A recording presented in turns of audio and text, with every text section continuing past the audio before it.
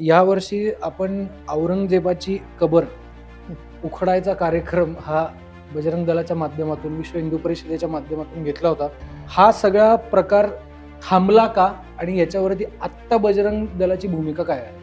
औरंग्याची कबर काढणं हा बजरंग दलाचा एक संकल्प आहे, एक आंदोलन आहे आणि ते आम्ही पूर्ण करणार.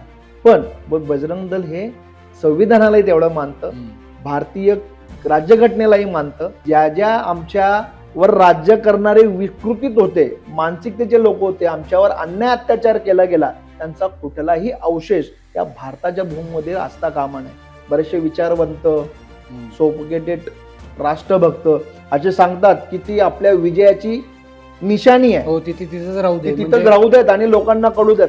जर ते आमच्या शौर्याचं प्रतीक आहेत तर मी रोज जाऊन त्याच्या तोंडावर 4 जोडे मारल्याशिवाय राहणार नाही.